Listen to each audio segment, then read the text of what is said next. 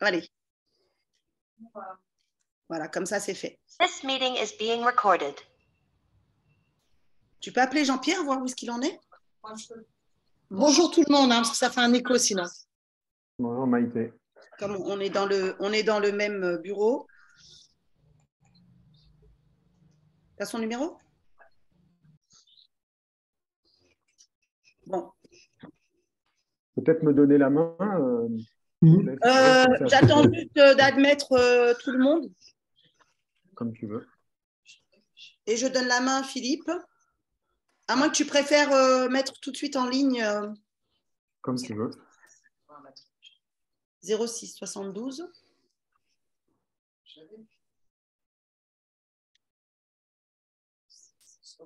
77 36 86. Attends. Ouais, je suis justement.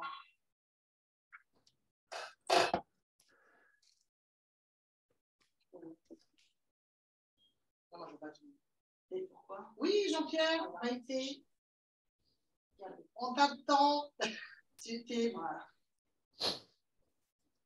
Ah, tu veux le mot de passe? Attends. Et ça passe pas? Bah si, alors attends. Redonne-moi le mot de passe. Peut-être que c'est celui d'hier que tu as pris. Admettre. Alors non, je te donne l'autre. Tu peux me donner le mot de passe? Attends. Je te donne tout de suite.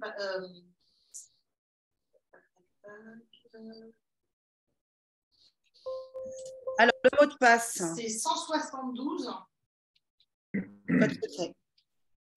151. 151.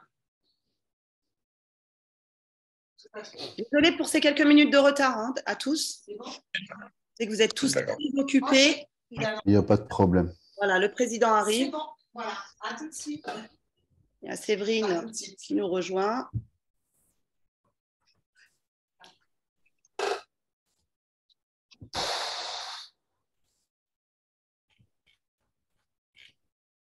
Bonjour Séverine. Bonjour, excusez-moi, j'étais au téléphone, désolée pour le retard. Pas de souci, on attend le président. D'accord. Vous n'êtes pas la dernière. Tant mieux. Bon, pas le président. Pas encore.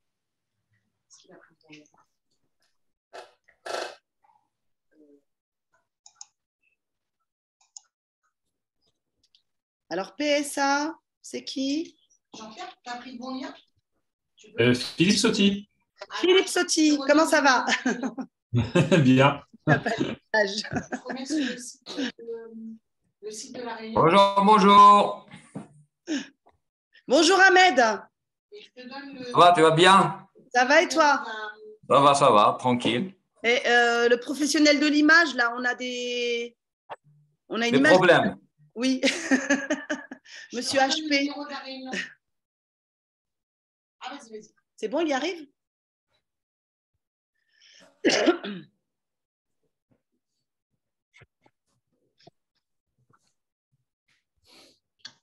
peux me donner un mouchoir? Masquer l'affichage, qu'est-ce qu'il me dit là? Choisir un média. C'est bon? Alors. Non, mais je dis à Sabrine, mais tu vas arriver. Arnaud Bourbon. C'est normal, c'est Marseille. C'est pas bien ça. Si, on va t'avoir là, normalement. La réunion va commencer, tu vois, monsieur De Bono ou pas? Pas encore, là je suis dessus. Ah si, on est dessus. Hein. Alors, il a bien été sur la bonne. On te renvoie le lien. Comme on a fait beaucoup de réunions. Non, on te renvoie le lien et je te donne on reste en ligne et je te donne le numéro de la réunion. Ça, on tape tout en même temps. Je te renvoie tout ça.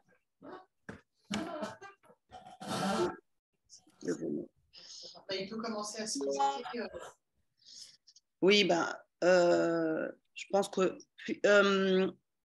ce qu'on peut faire, parce qu'il manque le président, donc on a d'autres personnes qui arrivent, qui se connectent. Bonjour, monsieur Bourbon.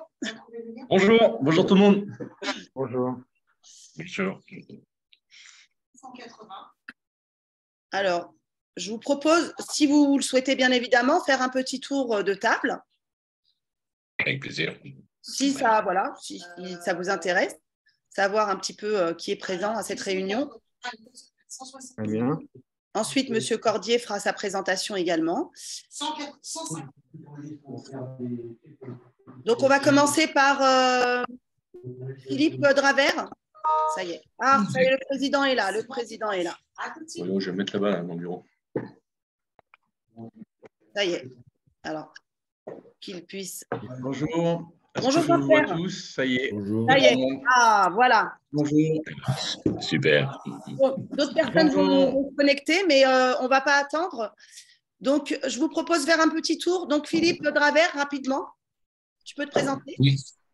Alors, Philippe Travers, moi je suis le responsable export pour une société italienne qui est spécialisée dans le domaine de la machine-outil bois de seconde main. Donc, nous intervenons en Afrique principalement pour toutes les entreprises assez importantes quand même, spécialisées dans la fabrication des portes, des fenêtres, des cuisines, des placards. Et donc, notre mission à nous, c'est de réaliser à la fois l'ingénierie et l'installation de ces unités, principalement. Donc, on assure aussi un service après-vente de qualité un peu partout en Afrique. On a une équipe basée en Tunisie, donc qui intervient sur tous ces pays. Et on a prochainement la création d'une filiale au Maroc, à Casablanca.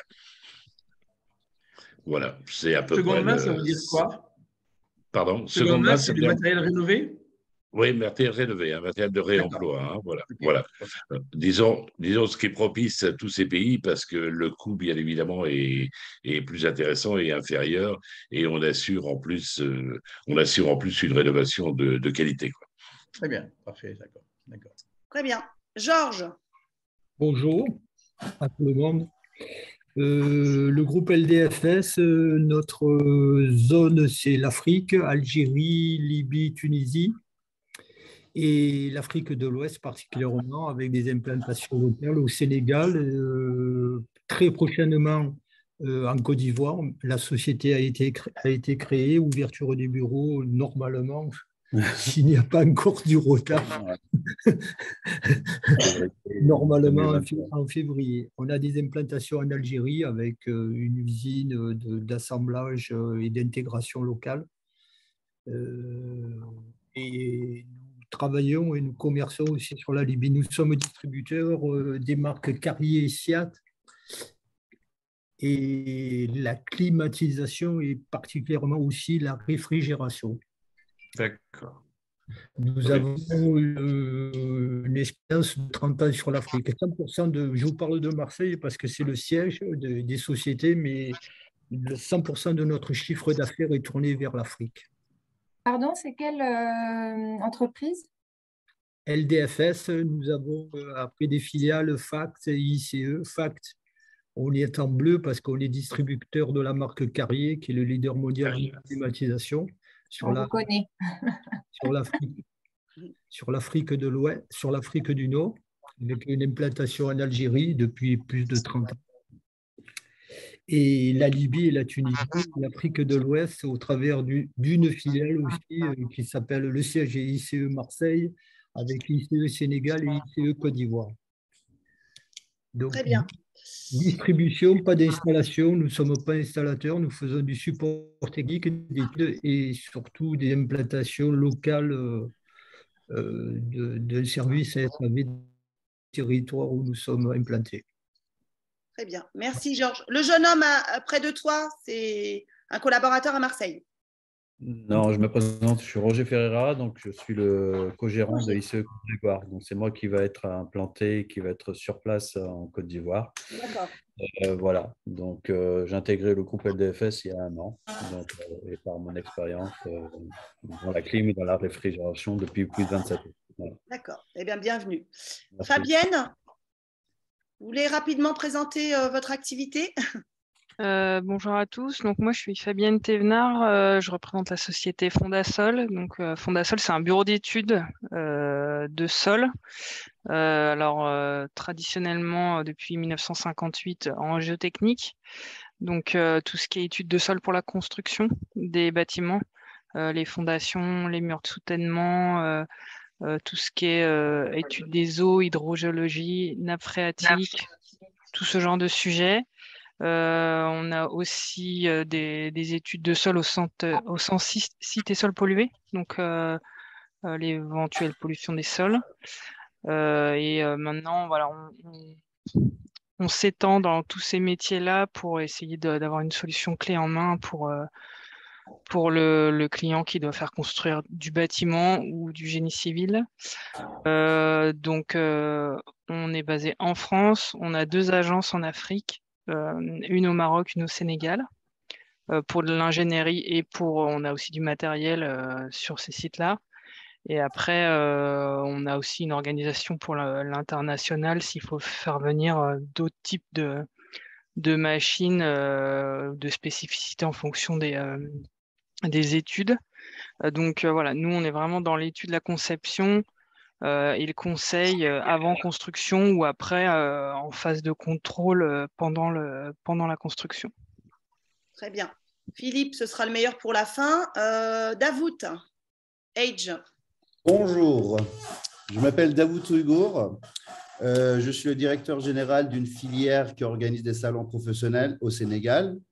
Nous avons 2 événements annuellement dans plusieurs secteurs. Donc, je vois que nous sommes un peu tous liés au Sénégal aussi.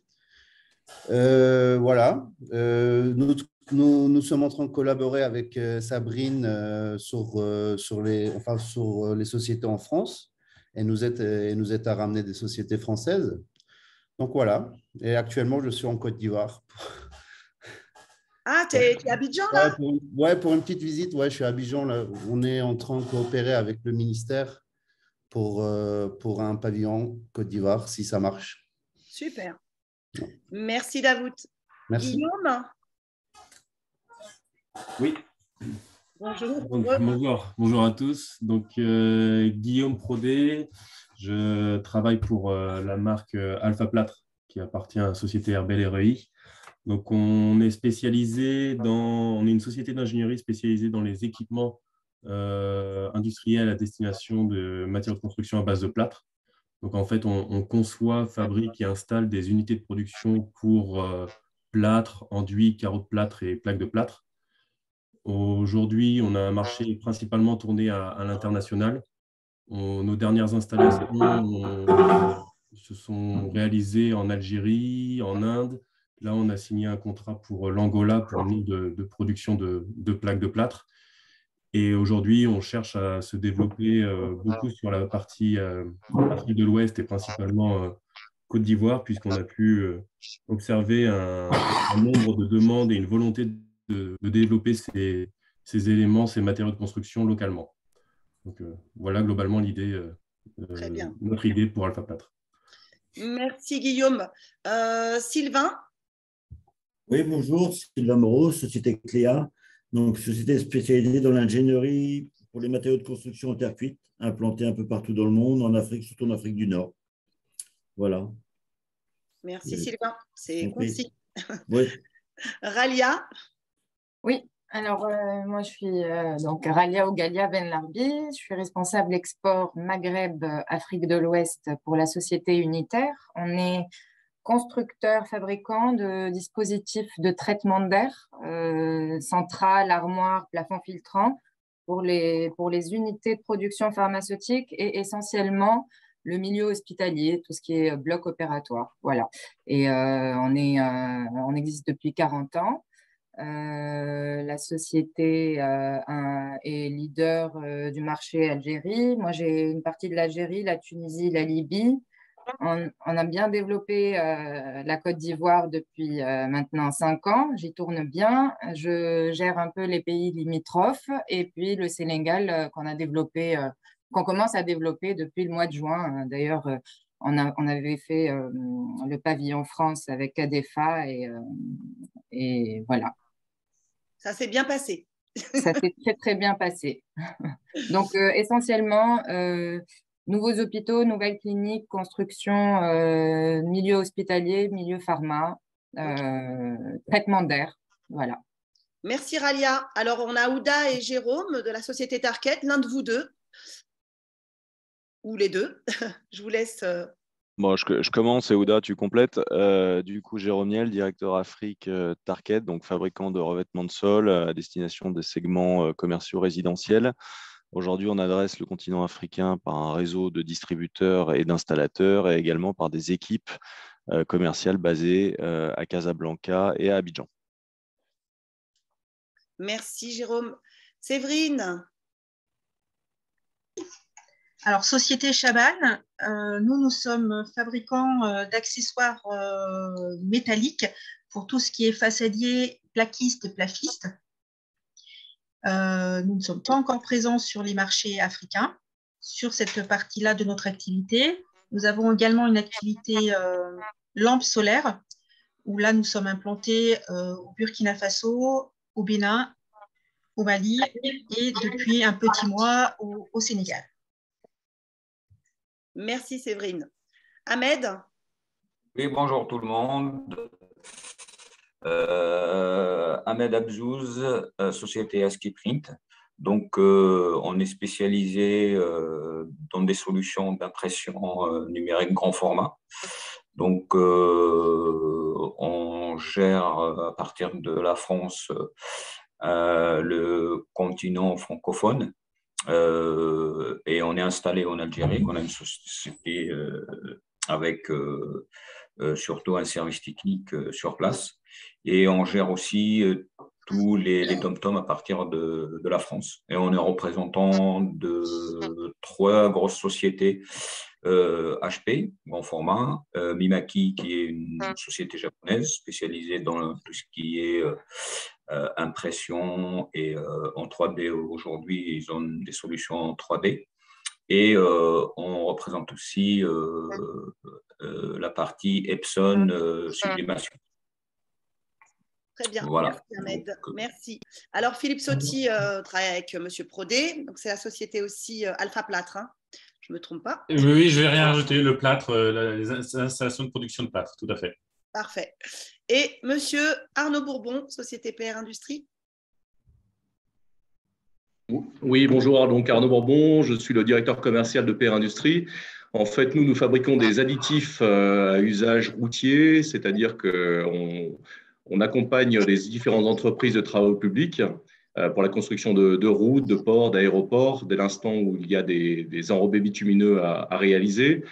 Donc, on fabrique tous nos produits en France et on exporte dans une 50aine de pays. On est très présent en Afrique, en Côte d'Ivoire notamment.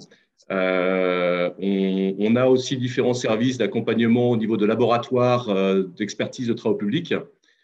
Et voilà, donc vous avez parlé du Maghreb, donc on est très présent sur le Maghreb, sur l'Afrique subsaharienne et très intéressé par ce qui va se dire aujourd'hui. Très bien, merci Arnaud. Bon, Sabrine Bouafassa, directrice générale du CADEFA. On a Maïté aussi, donc, qui est notre chef de projet Afrique.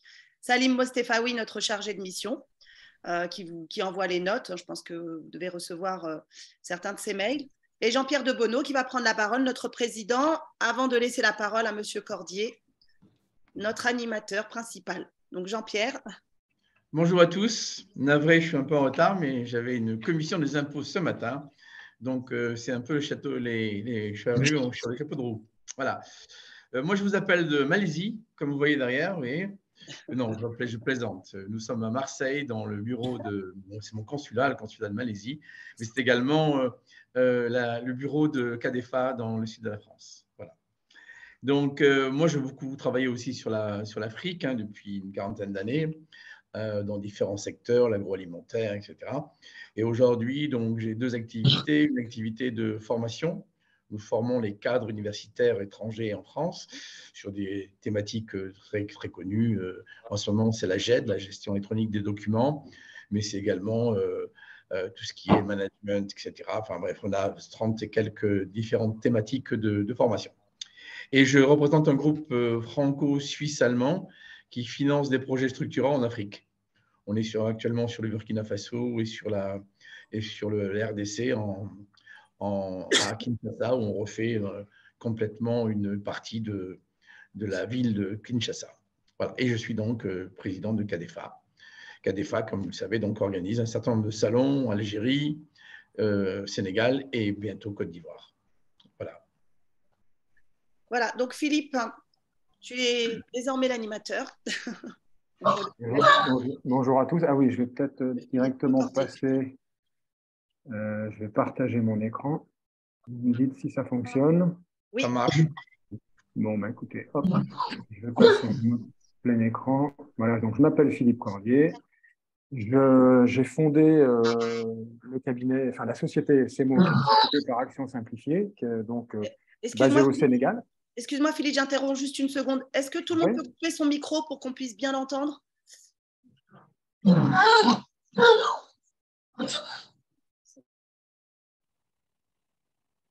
C'est bon? Toujours bon? Je peux y aller? Ok, ok, merci. Donc, je suis président, j'ai fondé cette société par action simplifiée qui est basée donc au Sénégal. On a une filiale à Abidjan, enfin Côte d'Ivoire, où je suis actuellement, je suis dans le bureau d'Abidjan, et on a des bureaux de représentation dans toute l'Afrique de l'Ouest. Donc, notre spécialisation sur l'accompagnement à l'international porte essentiellement sur l'Afrique de l'Ouest. Je suis moi-même en Afrique depuis 1997.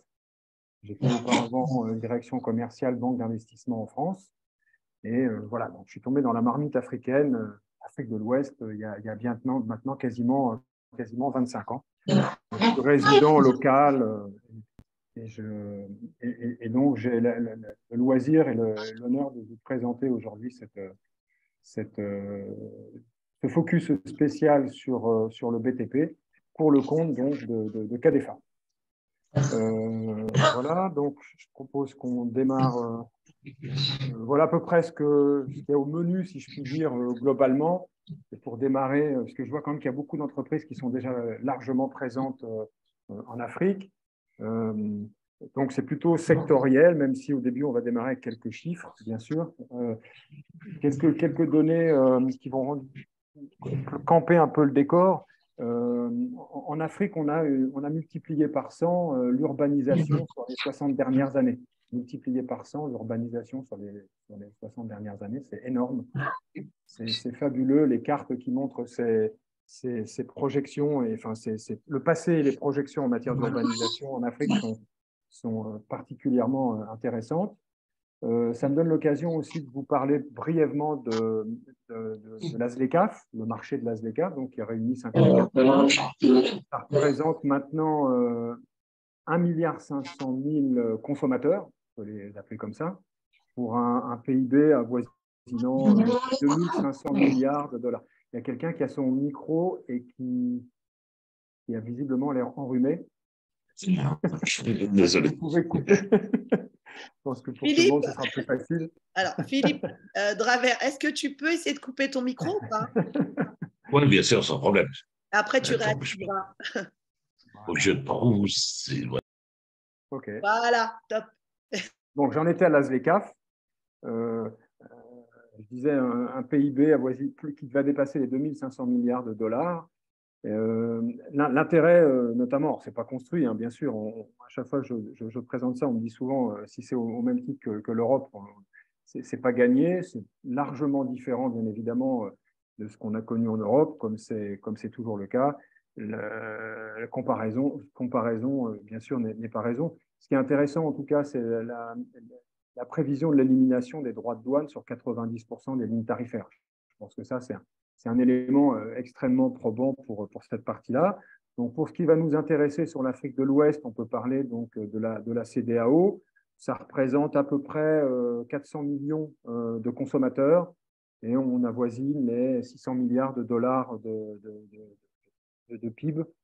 Voilà à peu près ce qu'on peut dire. Je crois qu'on a dépassé, ça dépasse 32% de la population africaine, pour situer un petit peu, et 17% du continent africain. Donc, voilà à peu près pour camper notre décor. Pourquoi je n'arrive pas à faire avancer ça? Voilà.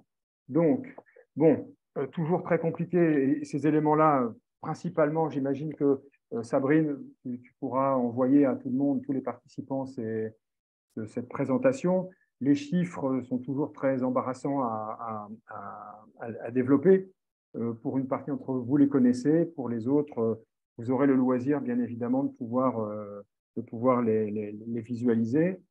Ce qui pourrait être intéressant à ce moment-là, c'est de dire, et on le verra tout à l'heure de manière un peu plus probante, c'est que cette partie, notamment pour ce qui nous concerne ici, la Côte d'Ivoire, malgré les périodes difficiles qu'on a vécues sur notamment la pandémie, je vais en dire 2 ou 3 mots, les baisses de chiffres en termes de croissance sont restées malgré tout positives pendant cette période-là. Ce qu'on peut dire également sur cet aparté sur la période de pandémie, c'est que notre région, elle a l'habitude des pandémies. Et du coup, les prévisions de l'OMS se sont avérées comme étant caduques. En effet, il était prévu un effondrement total de l'économie et une divulgation de la maladie de manière extrêmement conséquente. Et en réalité, c'est l'inverse qui s'est passé, dû notamment au fait qu'on a vécu ici chez nous des pandémies qu'on ne va peut-être pas rappeler, hein, comme des maladies comme l'Ebola et autres. Ce qui veut dire que la mise en place des contournements de ces problématiques chez nous sont plutôt à prendre en compte, et peut-être que d'autres parties du monde devraient regarder ce qui se passe en Afrique à ce niveau-là. Bon, je ferme la parenthèse sur ce point-là. Bon, concernant la Côte d'Ivoire, sur la partie économique, au-delà des chiffres que vous avez présents sous les yeux, je pense qu'on peut d'abord dire que les problèmes qui ont été vécus dans les années 2000 sont derrière nous. On peut notamment, à ce titre-là, féliciter le président Ouattara sur sa capacité à remettre, j'allais dire, dans le bon sens l'économie ivoirienne, qui avait quand même subi un arrêt pendant une période relativement longue. Il a vraiment travaillé à réunir l'intégralité des participants. On vit chez nous des problèmes ethniques. C'est le principal frein qu'on peut rencontrer. En fait, on est culturellement fondé ici sur des appartenances ethniques. Et si vous n'êtes pas dans la bonne ethnie, forcément, ça génère des conflits. Et de ce point de vue-là, en tout cas, le président Ouattara a vraiment fait le nécessaire pour apaiser les différents qui existaient entre justement ces problèmes anciens et culturels, pour pouvoir remettre sur les rails l'économie de ce pays, en espérant effectivement avancer avec tout le monde. Bon, c'est sa 3e mandature, donc il est peu probable qu'il se représente une 4e fois, sachant que la 3e mandature a déjà été un petit peu compliquée, elle a eu du mal à se positionner. Voilà ce que je pourrais vous dire de manière un peu générale, et malgré tout, on peut féliciter les actions qu'a mené le président Ouattara. Dans la zone UMOA, qui est donc une sous-zone de l'Afrique de l'Ouest, le moteur de cette zone, c'est et de loin la Côte d'Ivoire, pour plusieurs raisons qu'on aura l'occasion sans doute de voir un peu plus en amont. Alors ça ne fonctionne pas. Peut-être quand même avancer. Voilà. Vous avez ici quelques données générales sur des niveaux donc, de TVA, sur des niveaux de salaire. On n'a pas mis ici le salaire minimum, mais en tout cas, voilà à peu près ce qu'on constate. J'ai omis de me présenter à titre personnel, à part vous avoir dit, j'étais ici depuis 1997. On est donc effectivement spécialisé.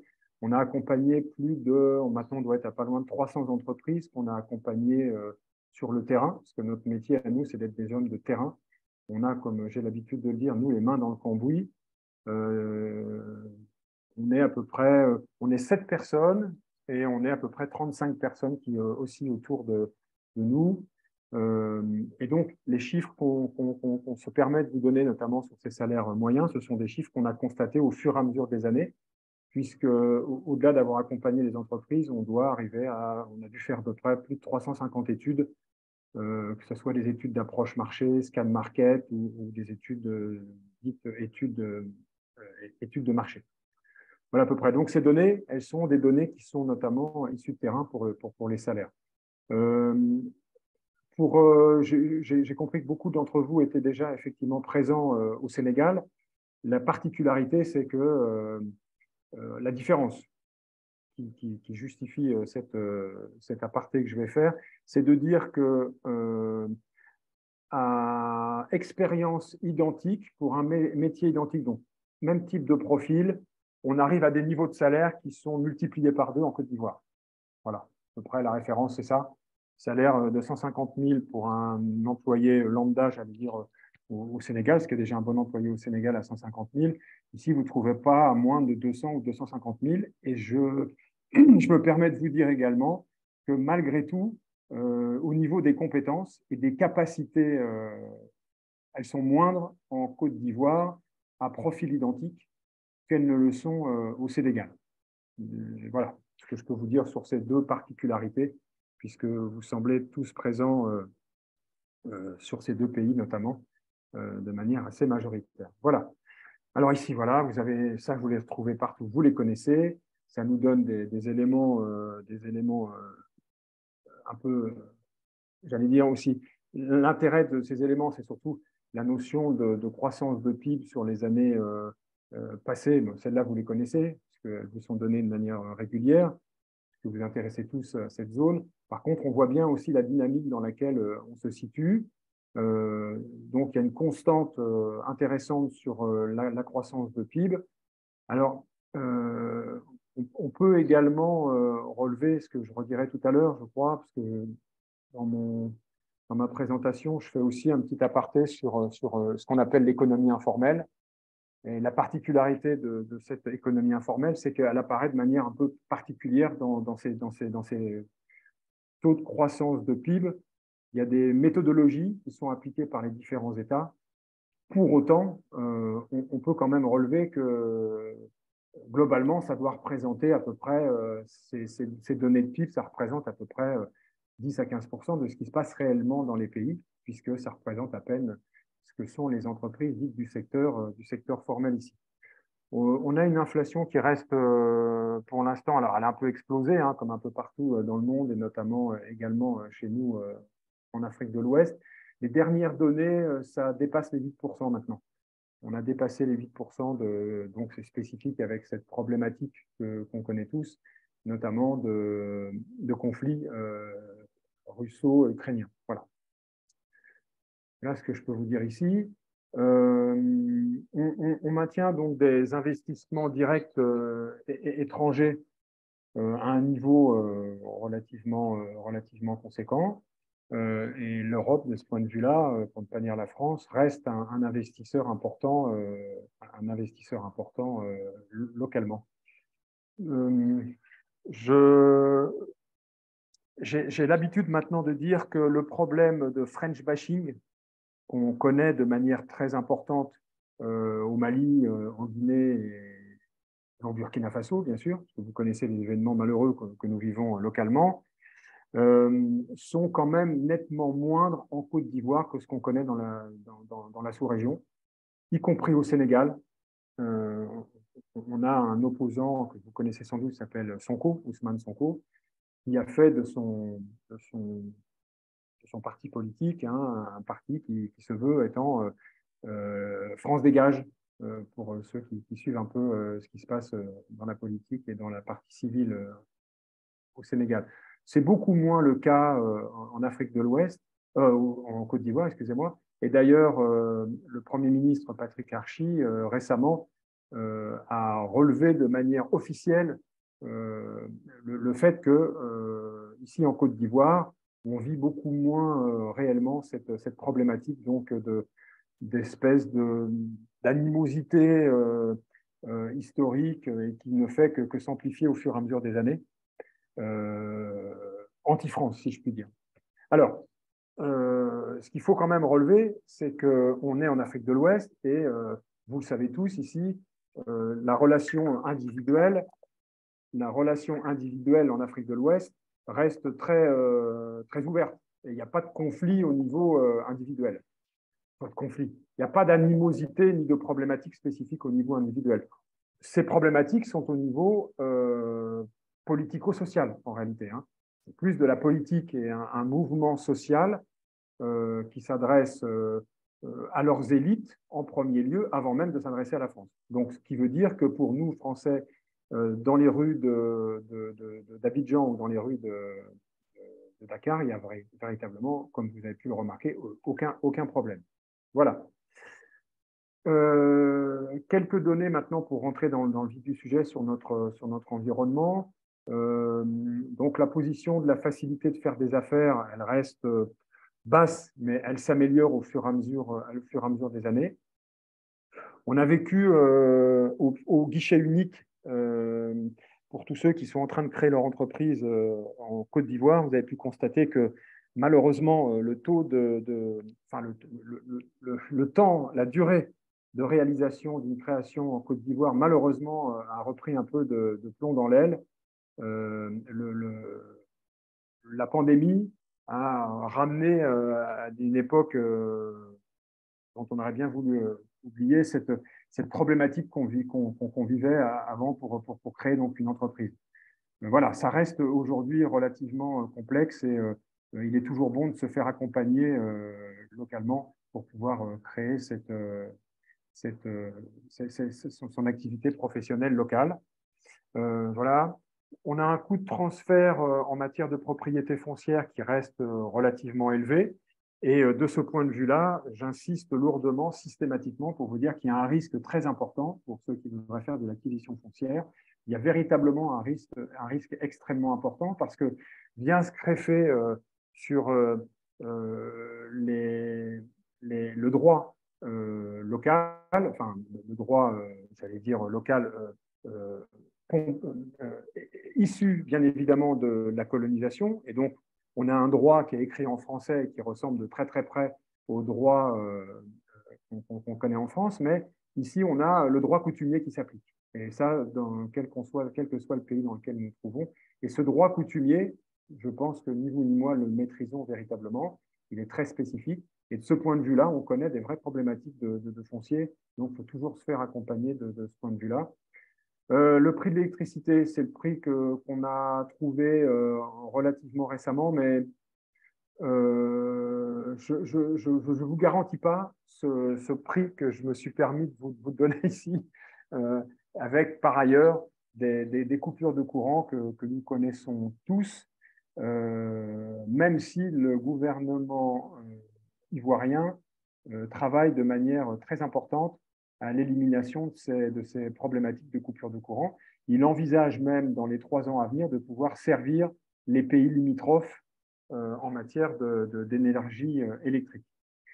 Donc, en tant que Français, on bénéficie bien évidemment d'une convention qui date de la fin des années 60 et qui, pour partie, a été revisitée dans fin des années 70 et années 90 également. Il y a plusieurs versions et améliorations de cette convention qui nous permet de pouvoir bénéficier d'une certaine facilité de ce point de vue-là.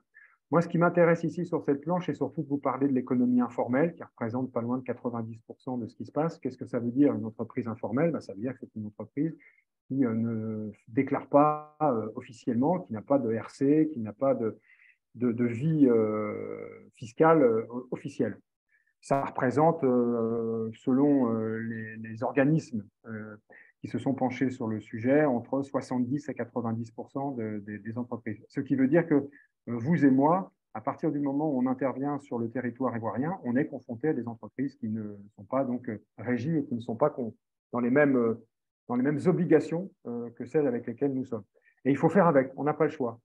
Il n'y a pas que cette partie d'obligation qui est intéressante à relever, et c'est là mon point le plus important, me semble-t-il, c'est qu'à partir du moment où vous êtes en relation avec ce type d'entreprise, vous êtes aussi avec des entreprises qui ne sont pas dans la même philosophie de management que nous. Donc, on n'est pas dans le même état d'esprit de réalité économique que celle auquel nous-mêmes, entreprises formelles, nous sommes confrontés. Et ça crée une dissimilarité dans les échanges qu'on a avec ces sociétés, qui est extrêmement importante et qui, moi je suis ici depuis maintenant 24 ans, je reste malgré tout de ce point de vue-là encore, comme vous tous j'en suis sûr, avec des problématiques qui se présentent de manière régulière dans les relations business que je peux avoir avec les entreprises. Alors je vous dis ça aussi parce que nous on accompagne depuis de nombreuses années des entreprises françaises Et il y a des particularités culturelles en France. C'est que, vous le savez sans doute, hein, si on est entre Français, on peut se dire les choses. On sait bien que si la Terre tourne rond, c'est grâce à nous les Français. On sait bien, on est tous Français. Donc voilà. Et cette manière qu'on a, nous autres Français, de se comporter dans le monde, eh bien, elle a une incidence particulière en Afrique de l'Ouest. Pourquoi? Parce qu'ici, en Côte d'Ivoire, vous avez pu remarquer que tout le monde parle français. Et donc, on a immédiatement une impression de pouvoir commercer facilement et de pouvoir donc s'entendre relativement facilement avec nos interlocuteurs, chefs d'entreprise et responsables d'entreprise. En réalité, vous avez sans doute pu remarquer que si les mots ont de l'importance, le sens qui est donné aux mots ont aussi une grande importance. Et la première des choses qu'on sait tous, c'est que ici, vous n'entendez jamais non. Donc, à partir du moment où on vient pour faire du business avec les entreprises, toutes les entreprises, vous êtes le bienvenu, on va faire du business ensemble, etc. etc. Donc, ça, ce sont des problématiques auxquelles tous les entrepreneurs français sont confrontés, tous les entrepreneurs dans le monde sont confrontés. Mais par rapport à la particularité culturelle dont je vous ai parlé tout à l'heure, et au fait qu'on parle en langue française, ça crée des biais dans le business qui sont effectivement particulièrement compliqués et qui font que depuis 24 ans, je constate deux choses. La première, c'est la baisse de la présence de la représentation française. Je parle des entreprises privées. Hein. Donc, on perd des parts de marché au fur et à mesure des années, au profit, bien évidemment, d'autres pays. Et que depuis 24 ans, je rencontre des chefs d'entreprise, pour certains, on les accompagne, pour d'autres non, mais surtout ceux que nous n'accompagnons pas, bien évidemment, qui au bout d'1 an et demi ou 2 ans nous disent en gros, écoutez, Philippe, ça c'est bien gentil, mais on ne peut rien faire dans ce pays. Voilà, on ne peut pas s'entendre, je perds un temps fou, etc. etc. Et donc, j'ai décidé d'arrêter les démarches commerciales, de prendre l'avion tous les 3 mois, ou bien j'ai décidé de fermer mon entreprise. Donc ça, ce sont des réalités auxquelles on est tous confrontés, avec lesquelles il faut bien évidemment faire. Bon, voilà. J'ai peut-être été un peu long sur cette partie culturelle, mais avec les années, avec une enquête que nous avons réalisée fin 2019-2020 en Afrique de l'Ouest, auprès d'un grand nombre d'entreprises, plus de 40 chefs d'entreprise, dont la moitié étaient des chefs d'entreprise internationaux et d'autres des locaux. On a maintenant vraiment de la donnée quantifiée sur cette problématique culturelle. Encore une fois, je laisse discours avec les entrepreneurs français, je ne les ai pas avec les Américains ou avec même des Belges qui viennent, ou des Italiens, qui n'ont pas du tout ce même mindset lorsqu'ils viennent, notamment en Afrique de l'Ouest. Je referme cette parenthèse. Dans l'environnement, on a aussi un code des investissements qui peut, notamment pour ceux qui veulent, pour les entrepreneurs qui voudraient directement ouvrir une structure locale, toujours intéressant à travailler, bien évidemment, avec des professionnels juridiques sur cette problématique. En allant un peu plus loin dans notre partie, puisque l'idée ici, c'était d'avancer sur la partie, excusez-moi, BTP. Je parlais tout à l'heure de l'avancement de l'urbanisation. Vous avez donc ces cartes dont je vous parlais précédemment. Et vous avez aussi des données, je me suis permis de vous donner. Donc ici, précisément, hein, on est sur la partie gauche, sur les données qui ne concernent ici que la Côte d'Ivoire. Donc vous voyez que l'urbanisation, elle est moins importante, la croissance de l'urbanisation à Abidjan est un peu moins importante qu'elle ne l'a été précédemment, mais on est toujours sur un trend extrêmement important puisque les prévisions qui ont été apportées dans le cadre du programme national de développement qui a été livré il y a quelques mois par le gouvernement ivoirien montrent toujours donc une évolution, puisque la volonté, c'est d'être à 60% de taux d'urbanisation, alors qu'on est aujourd'hui à 52%. Et on a précisément donc un gap de 60 000 logements. Vous avez les données spécifiques sur le BTP et sur l'évolution de l'immobilier, et on reste toujours sur des taux de croissance qui sont extrêmement intéressants et extrêmement importants. J'ai essayé dans cette présentation, excusez-moi, d'être à la fois sur de l'infrastructure et sur de la construction. Donc les données sont ici. on verra un peu plus tout à l'heure quelques programmes spécifiques. Ce qu'on voit au fur et à mesure des années aussi, c'est le cadre réglementaire qui s'améliore. Alors, il n'est pas encore au niveau espéré par tous, mais au fur et à mesure des années, c'est un cadre effectivement qui s'améliore et qui notamment est soutenu par, alors, Fichtre, est-ce que quelqu'un peut m'aider? Bennett, voilà. Vous connaissez sans doute pour ceux qui sont dans le génie bâtiment, etc., ou dans les... il y a cette agence qui est le conseiller technique du gouvernement, qui s'appelle Bennett, qui est un gros cabinet de conseil qu'on connaît bien et qui travaille justement à améliorer ce cadre réglementaire avec, il faut bien le dire, ce que je présentais précédemment, c'est-à-dire l'arrêt pendant 10 ans de toute évolution dans ce pays, malheureusement. Et on est aujourd'hui vraiment dans un trend extrêmement dynamique de mise à niveau dans tous les domaines que ce soit.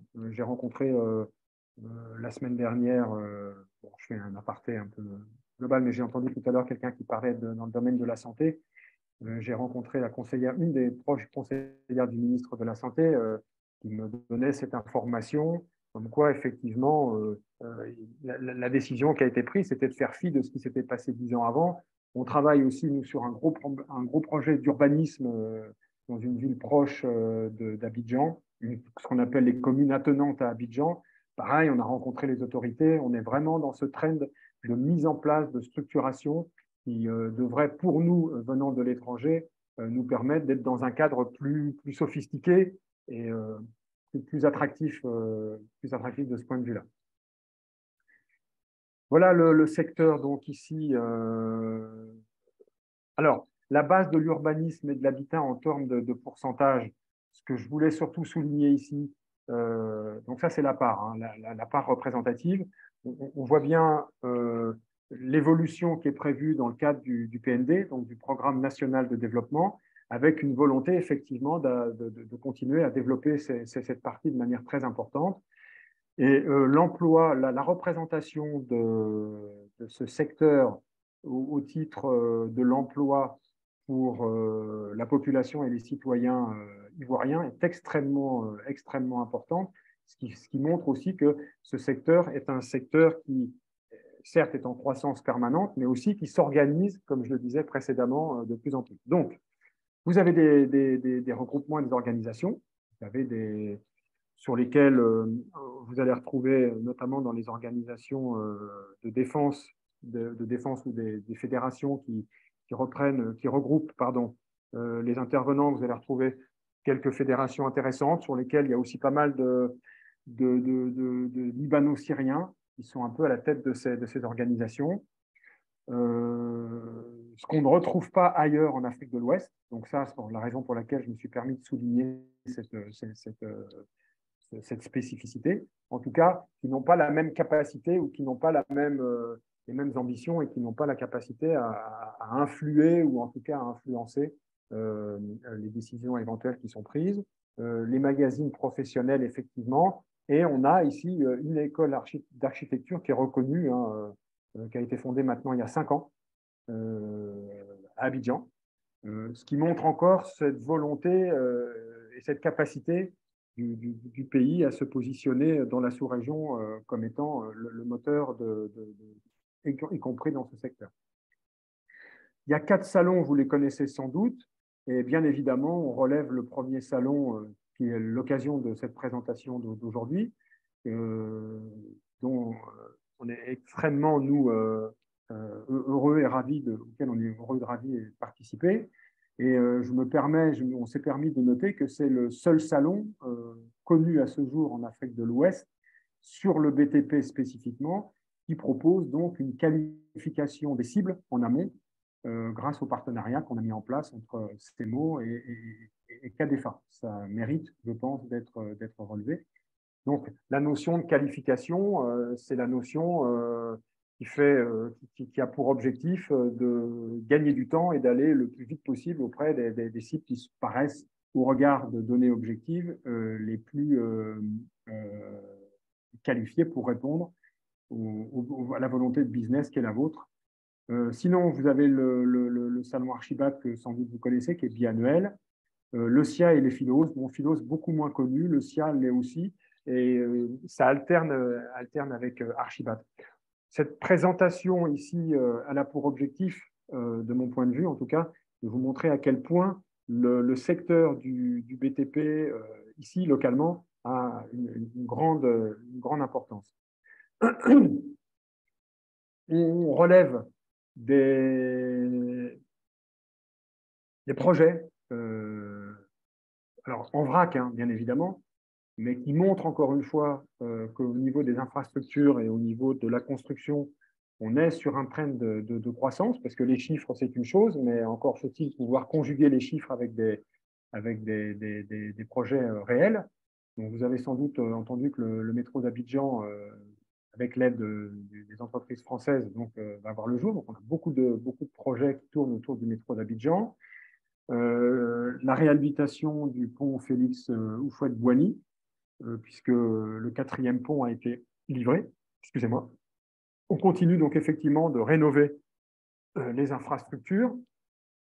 Des gros chantiers sur les terminaux portuaires, mais ça, vous le savez sans doute pour ceux qui s'intéressent beaucoup à l'Afrique de l'Ouest, il y a une vraie bagarre au niveau entre les pays, hein, entre notamment Bénin, Sénégal et Côte d'Ivoire sur quel sera le port le plus important sur la région Afrique de l'Ouest pour servir effectivement le reste de cette zone. Il y a une vraie bagarre et tout le monde aujourd'hui se positionne comme étant le leader et le hub de la zone portuaire en Afrique de l'Ouest. À ce titre, le Sénégal, l'Afrique de l'Ouest, oh là là, décidément, la Côte d'Ivoire n'est pas en reste avec la construction de ces nouveaux terminaux.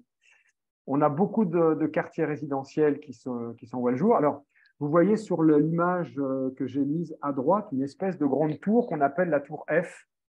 Alors, c'est un projet qui date, hein, qui est déjà un peu ancien et qui devrait normalement, ça s'est validé, être tel qu'il est sur la photo que vous voyez ici, qui n'est pas une photo d'ailleurs, qui est une maquette, et qui montre vraiment la volonté de la Côte d'Ivoire de se positionner aussi sur ce qu'on connaît partout ailleurs, c'est-à-dire une tour représentative, etc., etc. Donc ça devrait être livré en 2025 et je vous invite tous à participer, bien évidemment, à l'élaboration de ce fabuleux projet.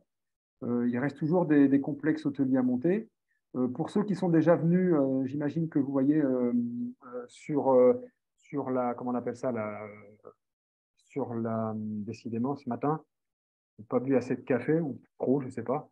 Les Marocains, il y a toutes les entreprises marocaines là, qui sont sur la baie, toute la baie là, qui en face les hôtels comme le Pullman, le nouvel hôtel Noon qui s'est installé, etc., etc. Tout ça sont des chantiers volumineux qui montrent encore une fois simplement au-delà des volontés, des programmes qui sont mis en place par le gouvernement, on a aussi la vocation à avancer. De ce point de vue-là, d'ailleurs, sur tous les projets dans le programme national de développement qui était donc sur les années 2016 à 2021, sur tous les engagements qui avaient été pris, il est bon que je vous signale que l'État a largement été en reste sur les engagements qu'elles avaient pris, alors que les entreprises privées ont largement dépassé les engagements sur lesquels elles s'étaient prononcées sur cette partie-là. Donc, ça montre encore le dynamisme des entreprises privées, locales, à travailler et à avancer sur ces projets. Voilà à peu près ce que je pourrais vous dire. Pour ceux qui travaillent, dont j'ai entendu tout à l'heure bitume, il y a beaucoup de choses à faire. Je ne sais plus, et je sais qu'il y a une entreprise qui travaille spécifiquement donc, sur le bitume. Ça tombe bien, je vous ai donné cette information. Il y a beaucoup encore à faire ici. Je me suis permis de vous donner ces opportunités que je considère être des opportunités à fort potentiel. Les smart cities, vous savez, c'est les nouvelles villes, comme par exemple à Dakar, la ville de Diamniadio. Voilà, c'est un peu dans le même état d'esprit. Des villes qui se veulent villes durables, première chose, puisque chez nous, la notion d'objectif de développement durable avec sa déclinaison sur la responsabilité sociétale des entreprises est un vrai penchant. Donc, pour vous qui voulez vous investir et venir concourir à l'économie locale, la partie RSE est une partie extrêmement favorable et qui, du reste, c'est le lobbying aujourd'hui de l'Union européenne et de la Commission européenne. Aujourd'hui, le lobbying de l'Europe en Afrique de l'Ouest, c'est fondé sur les objectifs de développement durable. Et pour notre partie entreprise, c'est la déclinaison sur la responsabilité sociétale des entreprises. C'est une vraie réalité. Hein. Et je me permets d'en parler en tant que président de la commission RSE chez Eurocham Sénégal. Je peux vous couper une minute, Philippe? Ça veut dire quoi pour vous, le RSE et la responsabilité sociétale? Les gens le comprennent comment chez vous? C'est une question très intéressante. Alors, parce que c'est très large, donc on peut tout mettre dedans. On peut mettre tout ce qu'on veut dedans, mais... Alors, OK, je vais vous donner responsabilité sociétale des entreprises, un triptyque, trois points, social, environnemental et économique. Voilà le triptyque sur lequel repose la RSE. La RSE, c'est dans le cadre des objectifs de développement durable qui ont été déclinés au niveau international sur 17 points et qui, ici, sont le fait des États et des grandes institutions internationales. Il y a eu une déclinaison qui a été portée sur les entreprises sur 7 de ces 17 thèmes et qu'on regroupe donc sur ces trois points. Maintenant, qu'est-ce que ça veut dire pour nous, ici en Afrique de l'Ouest? Alors, on peut faire une distinction. Les grandes entreprises de type Orange, je parle pour nos entreprises européennes, hein, plutôt françaises, Orange, Eiffage et autres, elles sont déjà extrêmement investies dans cette RSE. Quand je dis extrêmement investies, c'est-à-dire qu'elles sont labellisées par soit le Bicorp, soit, enfin bref, il y a 3 ou 4 labels qui existent au monde, et elles ont dans le cadre de la Commission européenne et des avancements et de leurs obligations au terme de leur participation dans les valeurs mobilières, donc cotées en bourse, elles ont l'obligation de faire référence à leurs obligations donc, financières et extra-financières. Et spécifiquement, quand on s'adresse à la partie RSE, eh bien, on s'adresse à la fois à la partie financière et à la partie extra-financière. Extra-financière, sociale et environnementale, financière, la partie économique. Culturellement parlant, on est dans des territoires qui sont déjà très fondés sur la partie sociale. Donc, logiquement, tout à chacun chez nous déjà aide son prochain. Je pense que vous avez tous remarqué que chacun ici aide son prochain. Qu'est-ce que je veux dire par là? Je veux dire qu'une entreprise, formelle ou informelle, elle va par principe d'abord embaucher les gens qui sont dans son environnement social proche, etc. etc. Ça reste donc, excusez-moi, là je parle plutôt des PME, PMI, TPE. Hein. J'ai fait déjà la balance sur la partie des grandes organisations, des grandes entreprises. Quand on vient sur les PME, PMI, on est sur ce qu'on appelle plutôt le management père de famille, ce qu'on connaît aussi chez nous, donc voilà à peu près le modèle, mais très axé sur la partie sociale, bien plus qu'on ne le connaît par exemple chez nous. Donc intuitivement ou par déclinaison culturelle, les entreprises locales fonctionnent sur ce principe. La partie environnementale, c'est une partie sur laquelle il y a beaucoup de choses à faire. Et aujourd'hui, il y a beaucoup de choses qui doivent accompagner les entreprises. Nous, quand on accompagne justement les entreprises locales, au-delà du simple business qui donc repose sur la partie purement économique, on essaie toujours de mettre à l'épreuve l'entreprise sur sa capacité qu'elle va avoir à intervenir justement sur la partie environnementale ou sur la partie sociale, par ailleurs. Parce que dans la compétition, qui est aujourd'hui la compétition internationale avec les entreprises indiennes, les entreprises chinoises, bien sûr, les entreprises russes, elles n'ont pas attendu les événements mais elles renforcent véritablement avec beaucoup de lobbying local. Les entreprises américaines aussi, vous savez que actuellement, il y a une convention américaine, africaine qui a été mise en œuvre par Joe Biden. Et donc, Macky Sall, qui est aujourd'hui le représentant, le président de la représentation africaine, décidément, est en ce moment aux États-Unis. Donc, il y a une vraie compétition au niveau des différents continents par rapport à ce continent qui montre des capacités aujourd'hui de développement de PIB avec une constance que nous envient beaucoup d'autres continents dans le monde. Et encore une fois, je ne sais pas si j'ai bien répondu à la question, d'ailleurs, je fais beaucoup de digressions, j'en ai conscience, mais ce mouvement, en tout cas, de l'Union européenne est vraiment porté aujourd'hui sur cette partie-là. Pourquoi j'insiste là-dessus? C'est que lorsque, éventuellement, dans le cadre des financements que vous pourriez solliciter pour investir localement ou pour développer vos business localement, eh bien, aujourd'hui, l'Union européenne, via ses différentes déclinaisons,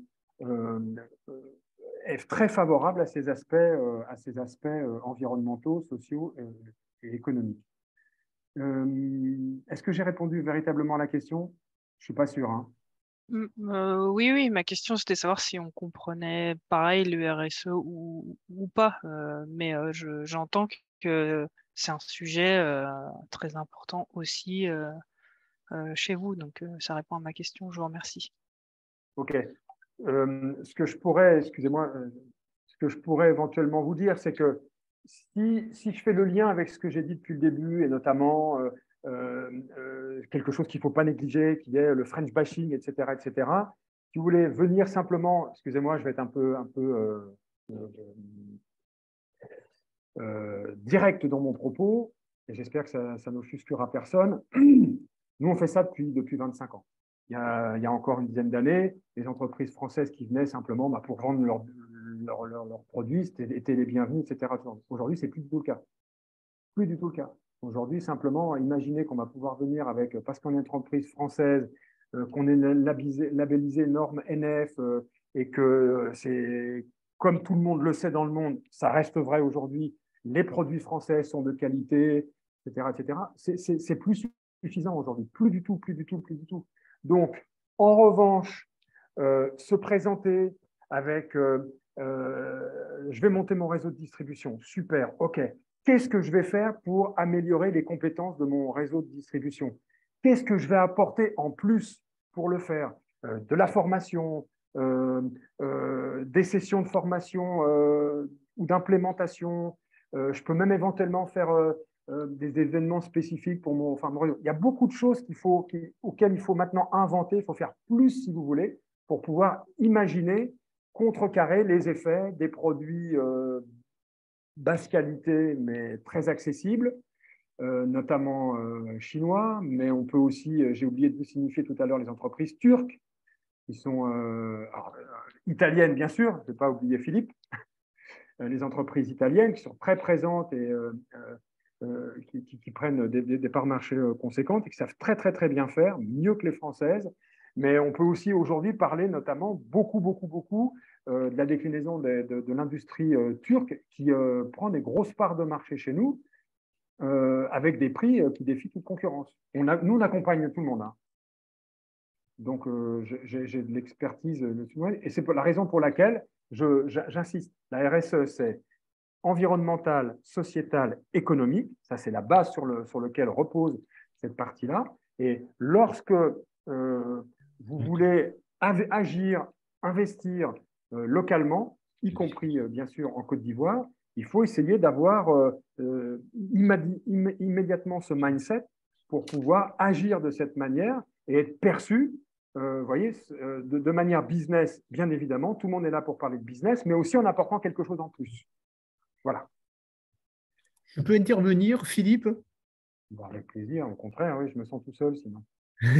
Non, tu parlais des sociétés turques. Les sociétés turques ont des avantages gouvernementaux, c'est-à-dire sociétés avec, si tu veux, la monnaie turque qui a perdu près de plus entre 60 et 80% sur une année.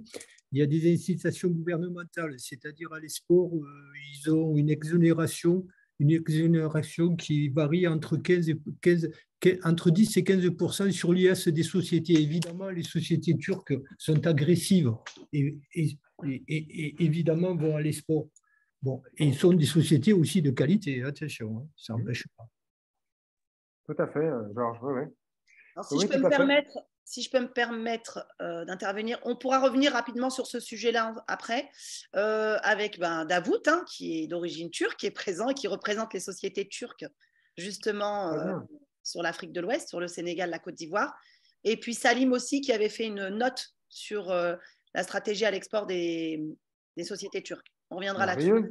On avance, voilà, on pourra même vous la passer. On avance rapidement, Philippe, parce qu'il est déjà midi.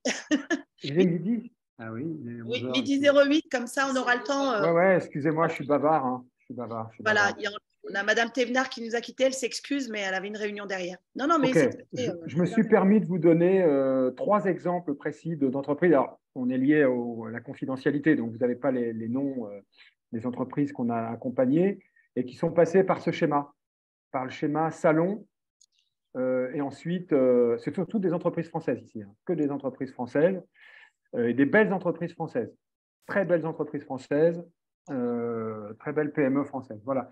Elles ont fait ce truc salon là, etc. Pour 2 d'entre elles, elles ont bénéficié de notre apport, comme c'est le cas ici avec CADEFA. Pour l'une d'entre elles, non, celle qui est au milieu, qui travaille dans l'isolation bâtiment, hein, de second œuvre, donc, qui n'est pas passé par ce schéma-là.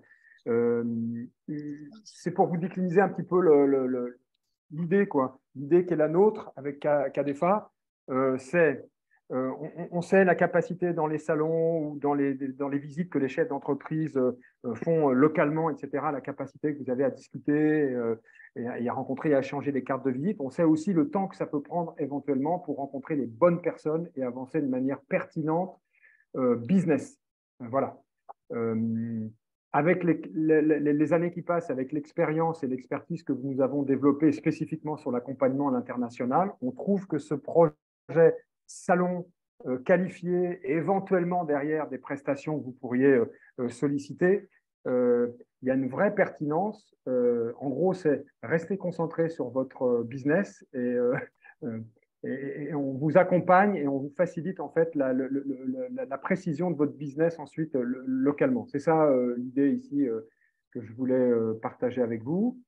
De ce point de vue-là, donc, vous trouverez sur la présentation les organismes auprès desquels vous pouvez bien évidemment aller chercher de l'information. Pour certaines, vous serez obligé. Si vous montez une société ici, vous êtes obligé de passer par la CPC.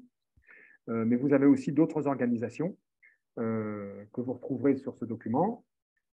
Et bien évidemment, tout notre staff est à votre entière disposition. Pour certains d'entre vous, vous connaissez certaines personnes de chez nous. On a déjà été en contact ensemble. Alors, ce que je peux vous dire ici, c'est que Medoun Diop, qui est notre DG, puisqu'on a une filiale, hein, il a été pendant 20 ans le directeur de Veritas Abidjan. Donc, Veritas, société que vous connaissez tous, internationale, et il a dirigé le département infrastructure et industrie pendant 20 ans. Il a été ensuite pendant 8 ans indépendant et il est aujourd'hui associé et il dirige le CMO local. Voilà ça, je ne vais pas passer beaucoup de temps là-dessus. Je pense que pour répondre à la demande de Sabrine, l'idée c'est de passer la main maintenant à mes autres panélistes, non, c'est ça ? Merci beaucoup, Philippe. Merci. Alors, ce que je vous propose… Tu veux que je redonne la main ? Oui, alors je ne sais pas s'il y a des gens en attente. Non, pas du tout. Je ne sais pas si tu as pu regarder, s'il y avait d'autres personnes qui voulaient rejoindre la réunion. J'ai oublié de te le préciser. Ah, ok. Ah, bah, je n'ai pas fait attention, là. Autant pour moi. C'est pas grave. Bah, je te repasse la main, alors. Non, pas spécialement. C'est pas grave. On peut rester comme ça. Nous, on n'a pas de documents à partager.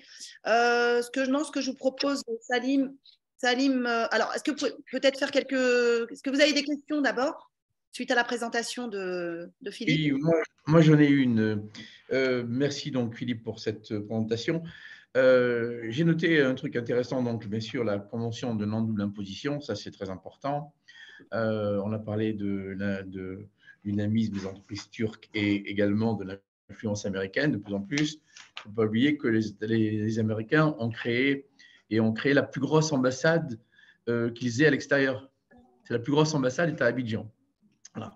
Et je voudrais revenir sur un des slides de Philippe, à savoir dans la première slide, on parle de 70 à 90% de chômage. Et bien sûr, j'ai la réponse a priori avec l'autre slide, à savoir l'informel. Donc, est-ce que ça veut dire qu'une grosse partie de ces gens inemployés travaillent dans l'informel, forcément, puisque le dernier voyage que j'ai fait en Malaisie, excusez-moi, le dernier voyage que j'ai fait en Côte d'Ivoire, les sociétés que j'ai rencontrées avaient des carnets de commandes très, très bien remplis. Donc, ça veut dire que l'économie est très, très forte. Donc, si on juge sur les chiffres, il faut dire qu'ils semblent vraiment importants, que l'informel a un poids très important. Voilà, juste le commentaire de Philippe sur ce sujet. Effectivement. Alors, ce sont des notions qui sont difficiles à appréhender, puisque en réalité, quand on parle, il y a beaucoup d'études qui sont faites à la fois par le gouvernement, à la fois par des organismes internationaux. Bien. C'est une particularité locale. Moi, je me rappelle, quand j'étais plus jeune en France, on appelait ça le travail au noir. Pas très joli, le travail au black, mais qui restait une particularité. Et j'allais dire, c'est vraiment une partie infime. Et ici, c'est l'inverse, en fait. On a une partie infime des entreprises qui sont formelles, dans l'économie formelle, et une grosse partie qui sont dans les entreprises informelles. J'aimerais aussi, alors, je n'ai pas cette réponse, Jean-Pierre. Ce que je peux dire, c'est qu'effectivement, dans ces chômeurs, on en a beaucoup qui se débrouillent tous les jours.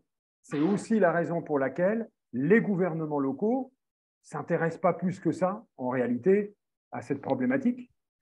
Difficile de faire admettre dans une complexité administrative que des gens peu, voire pas diplômés, avec peu de moyens pour engager des activités légales qui sont coûteuses, forcément, ça augmenterait de manière incroyable le taux de chômage et ça lèverait bien évidemment les foules sur des problématiques internes. Et de ce point de vue, eh bien, les entreprises informelles sont, comme vous le savez tous, libres de pouvoir faire leurs activités, sachant qu'on dit informel, mais malgré tout, la taxation est faite de manière particulière. Vous avez des contrôleurs des impôts qui vont souvent dans les marchés et qui vendent à la journée des tickets de compensation de taxes professionnelles. Voilà. Donc, c'est très particulier. On voit bien que c'est des références qu'on n'a pas du tout chez nous. Mais effectivement, les États n'ont pas la capacité aujourd'hui à pouvoir, elles essayent, tant que faire se peut, mais elles n'ont pas cette capacité. D'une part, on n'a pas un volume d'entreprise, quantitativement, on n'a pas un volume d'entreprise qui peut permettre d'éponger cette population. Donc, c'est un problème complexe. Tu me donnes la parole sur ce sujet-là, Jean-Pierre, je vais rajouter un sujet, c'est qu'on sait également, et on constate que même dans les entreprises formelles, nous, on dit maintenant qu'on a des entreprises qui sont quasi formelles. Vous avez des belles entreprises locales qui sont formalisées, donc ça veut dire je pense que Georges sait de quoi je parle, je vais m'expliquer, qui sont déclarées, etc., qui payent de l'impôt, mais pas comme vous et moi. Et ça, nous, on appelle ça des entreprises quasi formelles. Donc, elles sont formalisées, mais elles sont dans un système d'arrangement Et tout ça, c'est des complexités auxquelles tout le monde est confronté, toutes les personnes qui font du business sont confrontées.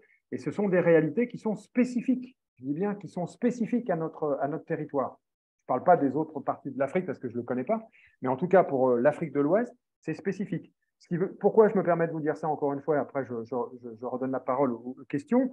Ça veut dire que quand nous, on reçoit des entrepreneurs qui travaillent aux États-Unis, qui travaillent en Asie, etc., qui nous disent Philippe, vous êtes bien gentil, ça fait 20 ans que je fais ça ailleurs, etc. Ok, d'accord, mais ailleurs, c'est ailleurs. Et donc, les réalités que vous allez trouver ailleurs sont différentes des réalités qu'on va trouver chez nous. Voilà. Merci Philippe. Bon, bienvenue à Monsieur Kouassiblé. On a un ami aussi d'origine ivoirienne qui vient de se connecter. Donc, bonjour. Bonjour, bonjour. Bonjour. Voilà. Alors, je vous ai pris un peu en cours parce que j'avais d'autres engagements avant ça. Et je suis très bien le débat. Et d'abord, je vous félicite pour le thème et j'apprécie l'intervention. C'est éducatif. Je suis avec vous. Merci. Merci beaucoup. Et Soraya qui nous a rejoint également, donc la collaboratrice et collègue. Bonjour de Davout. Bon. Alors, est-ce que vous avez d'autres questions? Davout, tu voulais peut-être intervenir sur la partie des entreprises turques rapidement? Je ne sais pas, en fait, j'ai raté, j'étais vite fait en communication urgemment. Bon. Mais qu'est-ce que vous voulez savoir sur les sociétés turques? Non, on avait simplement, Monsieur Sapé est intervenu simplement pour, en effet, préciser qu'il y avait des avantages d'ordre fiscaux, économiques pour les sociétés turques qui développaient leur activité sur les marchés de l'Afrique de l'Ouest notamment. Donc, tu peux pas juste ça aussi, quand ils exportent vers les pays africains, ils ont beaucoup de, pour participer au salon par exemple, ils ont à peu près environ entre 50 et 70% de subventions par l'État. Donc, c'est-à-dire tous les dépenses qu'ils font, ils sont remboursés. Donc, c'est l'État qui aide beaucoup, qui encourage beaucoup les sociétés turques pour venir exporter en Afrique. Et nous, quand on organise des salons, on a une grande partie de nos salons qui a beaucoup de participants, minimum 30, 40 sociétés turques à chaque fois, qui participent à chaque salon qu'on organise au Sénégal. Ouais, c'est pas négligeable. C'est pas négligeable et en effet. Bonjour Soraya. Bonjour. Bienvenue. Merci. T'es devenu sénégalais. Si je peux me permettre, l'État français, d'une manière différente sans doute, mais aide aussi les entreprises françaises à aller à l'export. Je pense au chèque relance export, par exemple. Je pense à l'assurance prospection par BPI France, etc. Philippe, pardon, une seconde, désolé, hein, c'est très brouillon. Est-ce que tu peux accepter? Il y a quelqu'un qui a fait la demande d'intégrer la réunion. Ah oui, ok, oui. Oui, excuse-moi, j'ai pas. Voilà. Oui, je disais, il y a aussi de manière différente des aides qui sont proposées par l'État français. On sait que le chèque relance export arrive à la fin, mais on a de bons espoirs pour que les entreprises françaises puissent bénéficier d'un autre type de prestation. Alors là, peut-être que CADEFA en sait plus que moi sur ce sujet. Mais il y a aussi d'autres possibilités qui sont offertes, même si elles ne sont pas de la même nature et peut-être pas aussi conséquentes que ce qui concerne la partie turque. Moi, ce que je relève également, c'est que la méthodologie turque, au-delà des salons, les salons, c'est une chose, mais les salons, c'est, et je dis ça avec beaucoup de conséquences, hein. Les salons, c'est beaucoup de capacité d'échanger des cartes de visite. Il y a une présence turque justement dans l'accompagnement terrain local qui est très particulière, qui est spécifique aux Turcs. Encore une fois, hein, chaque pays auquel je fais référence ici a ses propres particularités, si vous voulez, dans la manière dont ils agissent. Les Chinois ont une autre méthodologie. Aujourd'hui, la Corée, par exemple, a une autre méthodologie. Elle ne s'embête pas avec tout ça. Elle vient pour investir. Donc, elle est très bienvenue, notamment sur la partie santé ici en Côte d'Ivoire, qui cherche vraiment de gros investissements. Alors que nous, la réponse qu'on a en France, je vous donne un exemple précis hein, pour commenter ce que je dis. Par exemple, en France, on vient d'abord pour faire de l'académique et du support d'accompagnement. Donc, c'est-à-dire, en gros, pour dire, bah voilà, vous devriez faire comme ça c'est bien, parce qu'en gros, nous, on sait comment il faut faire. Et aujourd'hui, en Côte d'Ivoire, au niveau de la santé, ils disent, OK, c'est bon. Nous, ce qu'on voudrait surtout, c'est qu'il y ait des gens qui investissent pour qu'on puisse développer justement ce qui permettre ensuite à ce que vous nous expliquiez comment on devrait faire. Donc, je dis ça avec un peu d'humour, mais voilà. Donc, chaque si je peux intervenir à ce niveau-là, oui, je vous en prie. C'est qu'au niveau de la santé, les investisseurs, ils sont présents, il y a des projets, il y a tout un déploiement étatique qui se fait là sur 10 ans. Mais le souci, c'est que les réglementations, justement, vous avez parlé du BENECT, mais la réglementation au niveau du ministère n'est pas encore… les lois ne sortent pas, donc il y a tout un travail là qui doit se faire et qui n'est pas encore fait, justement. Ils attendent que ça se fasse par à coup. Ce n'est pas des stratégies très cadrées, j'ai envie de dire, parce que ça manque de réglementation et c'est sur ce point-là qu'il faut travailler. En tout cas, dans mon travail à moi, j'essaye souvent d'avoir des rendez-vous avec pas des dirigeants, mais des gens, des acteurs qui peuvent peser sur ça, notamment la DIEM, etc. Je parle toujours du secteur de la santé, hein, pour justement proposer les axes d'amélioration à ce niveau-là. Et ça pose beaucoup de problèmes, justement, notamment sur les cliniques. Moi, j'ai fait ma dernière tournée, c'était le mois dernier. J'ai axé ça sur les petites cliniques. Quand on voit l'état des cliniques, c'est une catastrophe. Donc, et c'est pas encore là, l'État se focalise un peu plus sur les hôpitaux, mais je pense qu'ils vont y arriver, mais on est encore très loin. Voilà. Je ferme la parenthèse.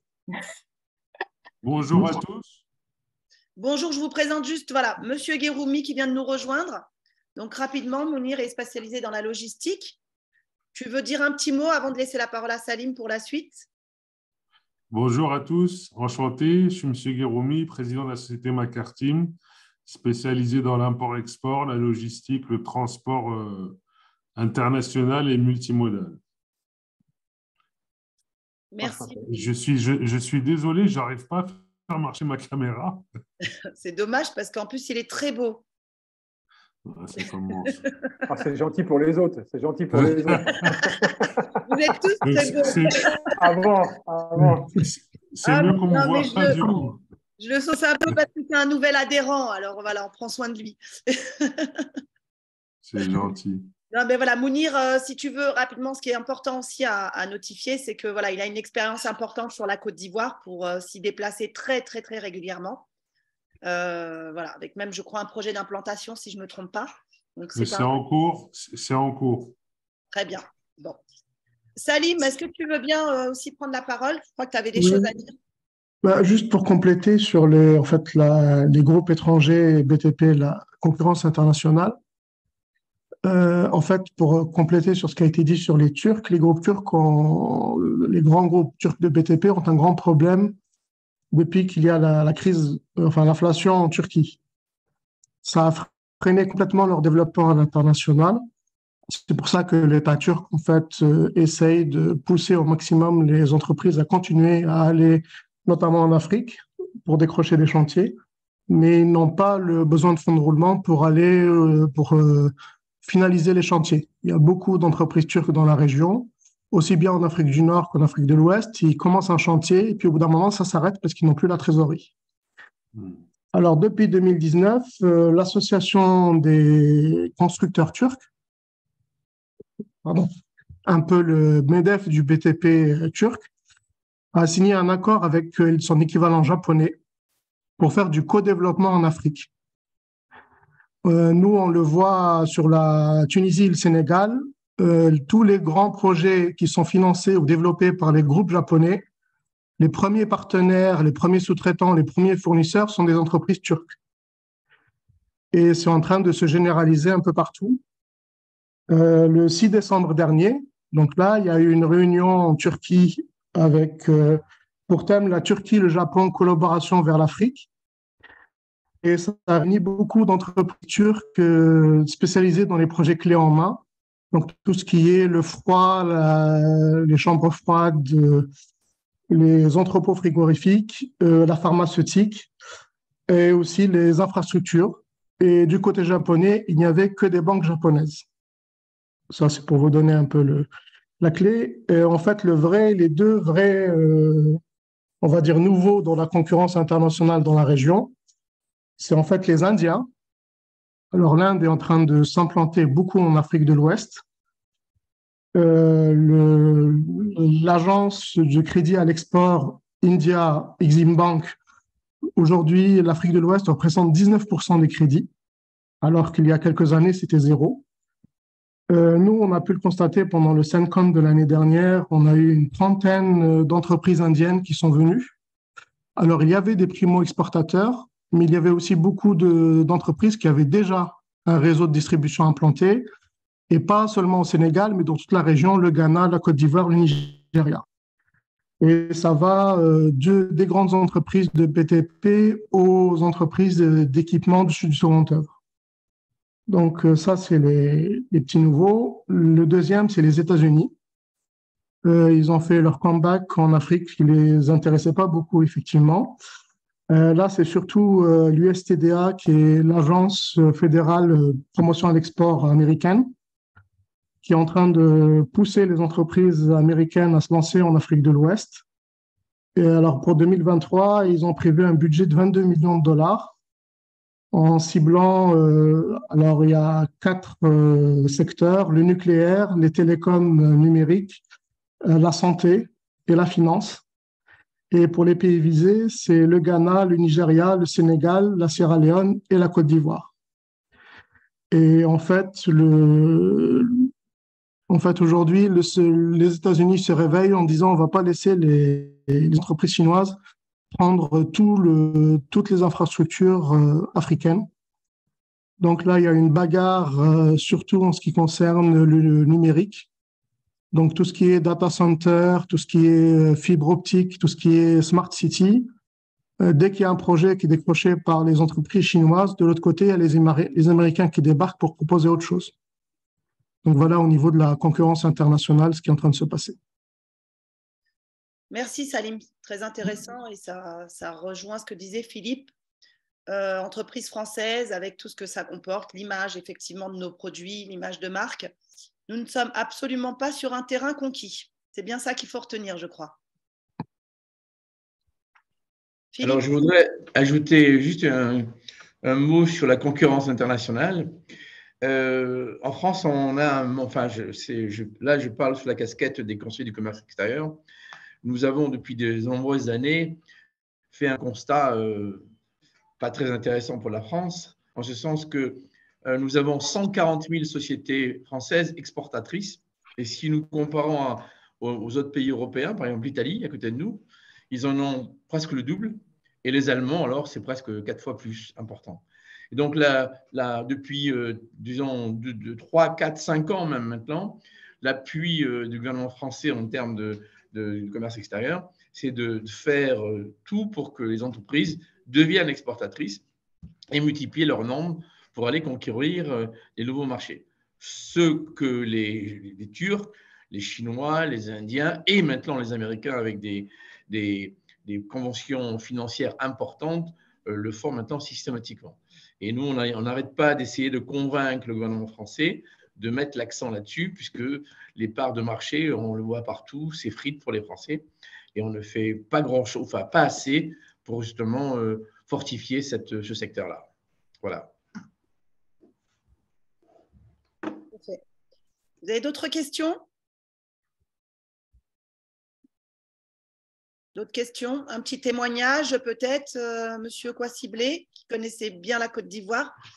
Est-ce que les sociétés françaises ont toujours cette bonne image en fait? Est-ce qu'il y a un engouement, on va dire, plus important de partenariat avec des entreprises françaises plutôt que turques ou chinoises ou japonaises Comment on peut ressentir du point de vue d'une entreprise ivoirienne?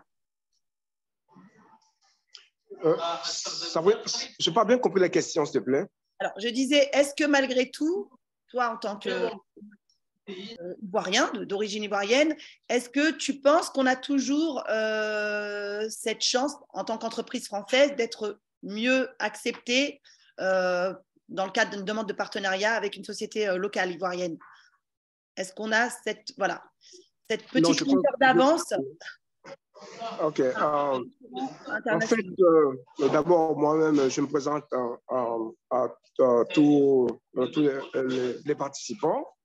Je suis Bachir Kouassiblé, je suis ivoirien, mais je suis plutôt basé aux États-Unis. Et je suis banquier d'affaires. Et ça fait maintenant pratiquement près de 10 ans que je suis pas retourné en Côte d'Ivoire. Okay, donc, mais je suis la Côte d'Ivoire de très loin. Bon, aujourd'hui, les Français ont perdu une part de marché assez importante. Il y a beaucoup de choses qui ont été dites ici.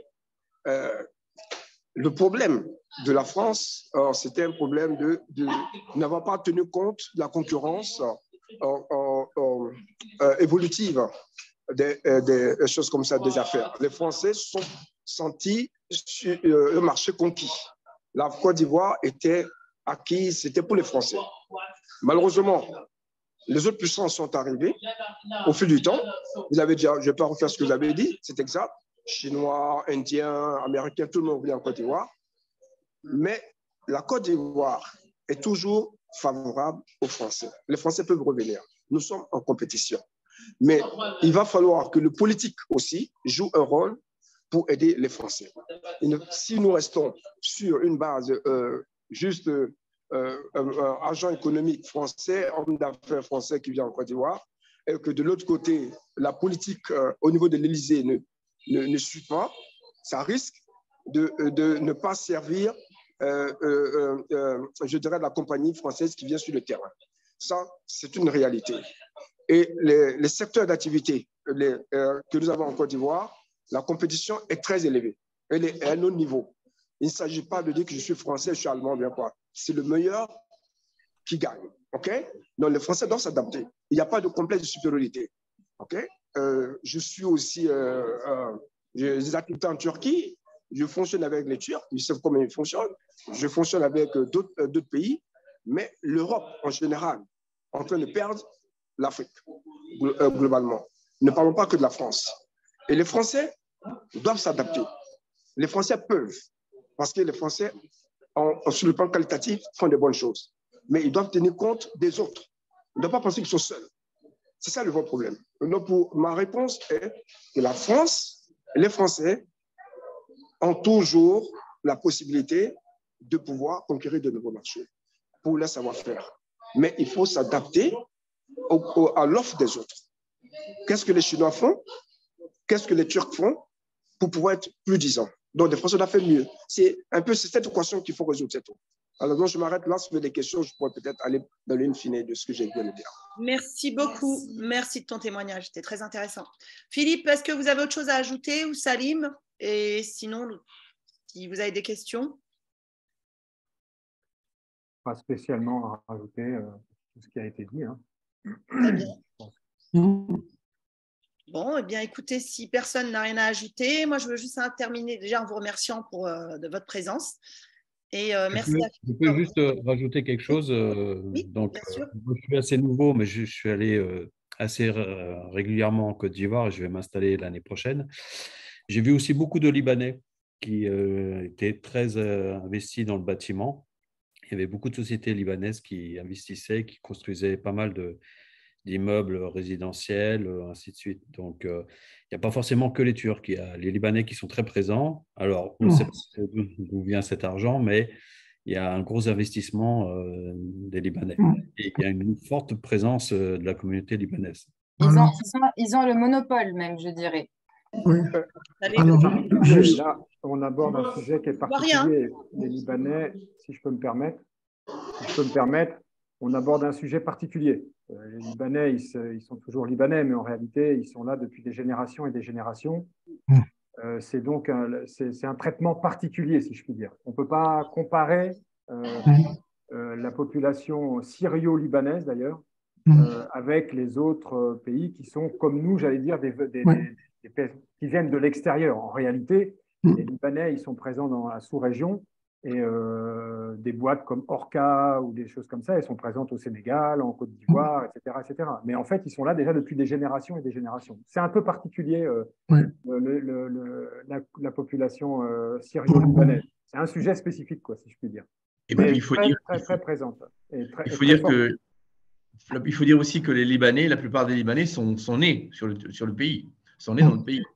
Et la grosse influence, enfin la grosse immigration des Libanais, c'est après bien sûr la guerre au Liban, où ils se sont plus installés. Mais il y avait déjà une grande population sur tout le continent africain des Libanais depuis très très longtemps. Et maintenant, c'est la 3e ou 4e génération. Ils sont nés là-bas, ils sont du pays. Ils ne sont plus des gens qui viennent faire des affaires. Ils sont du pays. Alors, si on comprend bien, finalement, la communauté libanaise installée depuis plusieurs générations parfois seront finalement des partenaires potentiels pour nos entreprises françaises plutôt que des concurrents.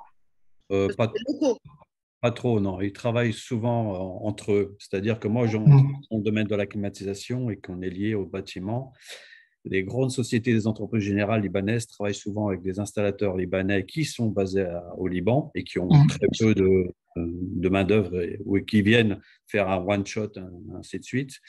Et ils sont assez protecteurs. Donc, ils travaillent vraiment. Assez protecteurs et communautaires. Pour ajouter juste, compléter sur le Liban, en fait, la présence libanaise en Afrique de l'Ouest, ça remonte en fait à la colonisation. C'est le petit point histoire. En fait, les Libanais sont les seules parties on va dire, de l'ancien empire français qui avaient la pleine citoyenneté française. Et donc, contrairement aux autres sujets, ils avaient la possibilité de se déplacer partout dans l'empire français sans avoir besoin de visa ou d'un accord spécial. Et la diaspora libanaise s'est installée en fait dès la fin du 19e siècle, partout en Afrique, mais pas seulement. Et effectivement, vous reprenez l'histoire du Liban, à chaque fois qu'il y a une guerre au Liban, les Libanais sortent le passeport, le 2e, 3e, 4e passeport qu'ils ont acquis en se promenant pendant un siècle et demi, et ils vont s'installer dans ce pays.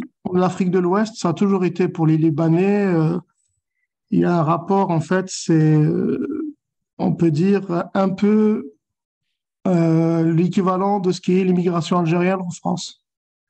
Ça veut dire qu'ils ont un lien très particulier avec le pays d'origine, mais pour eux, ils sont africains. Quand ils sont au Sénégal, ils sont sénégalais. Quand ils sont en Côte d'Ivoire, ils sont ivoiriens.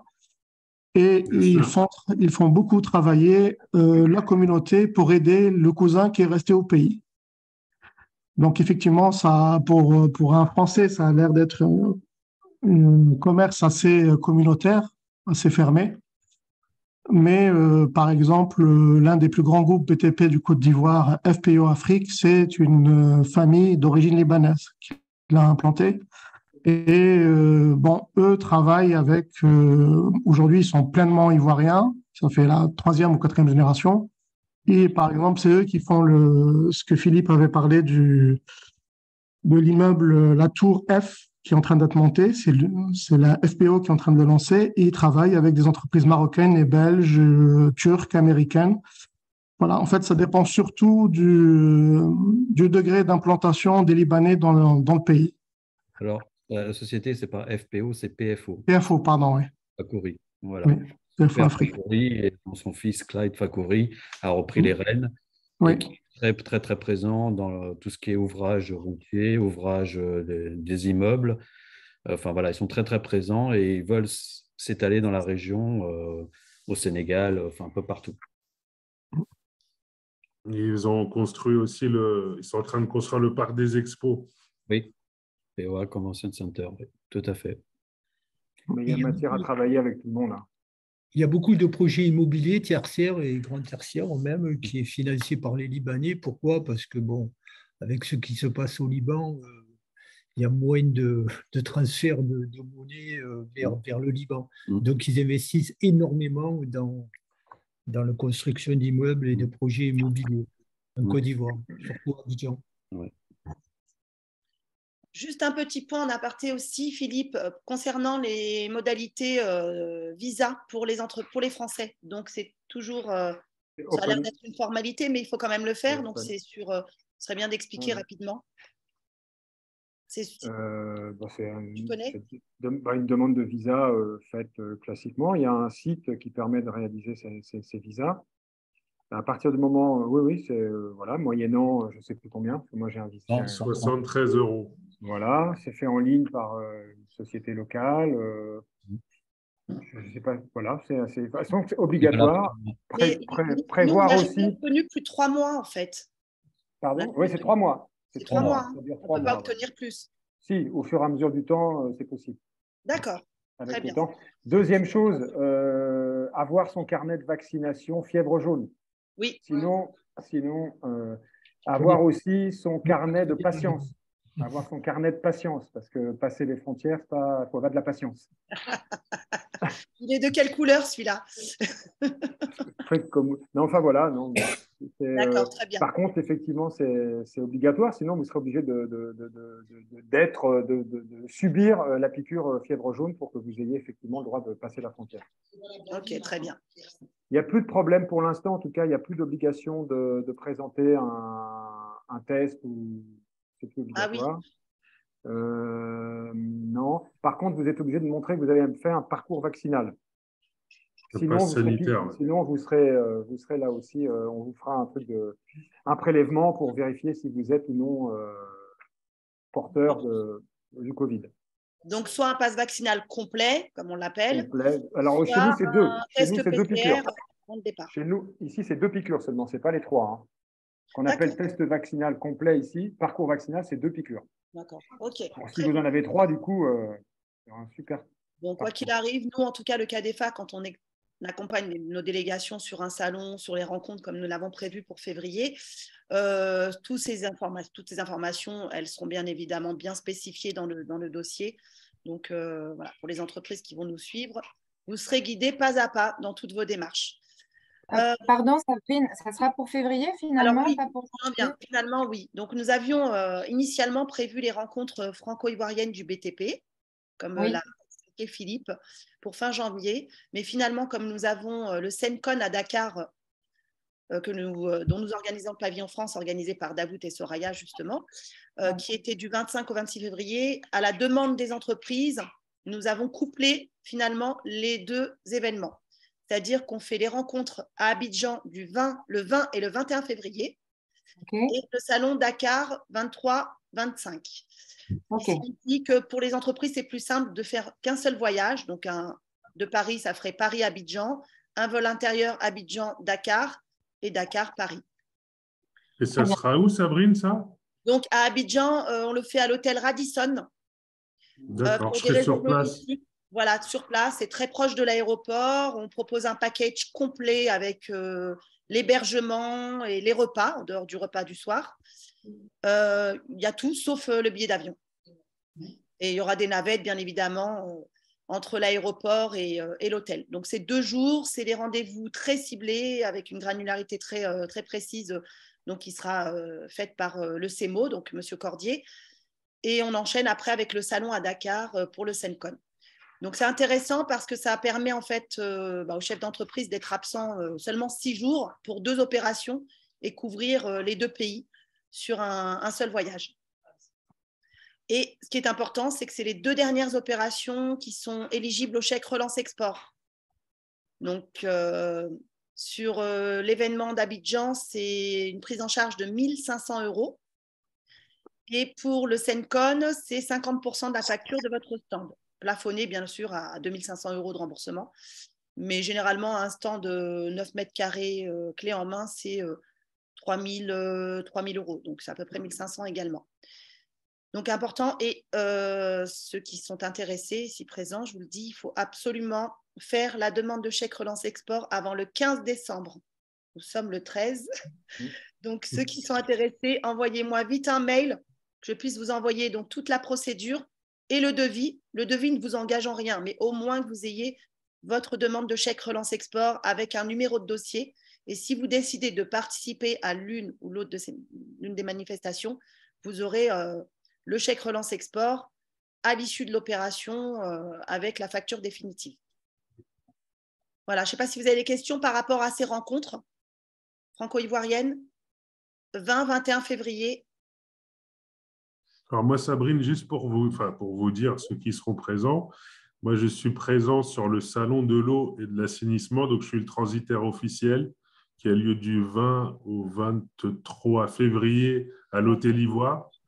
Donc je gère tout le transport et la logistique sur site et le retour bien sûr des marchandises. Donc je serai sur place et au plaisir de vous rencontrer. Bah, très bien, comme ça on te verra sur place. On a entendu parler de salon de l'eau. D'ailleurs, on a 2 entreprises qui ne viennent pas aux rencontres parce qu'elles sont justement présentes sur le salon de l'eau. D'accord. Elles sont plus sur cette cible de nomenclature, assainissement, eau.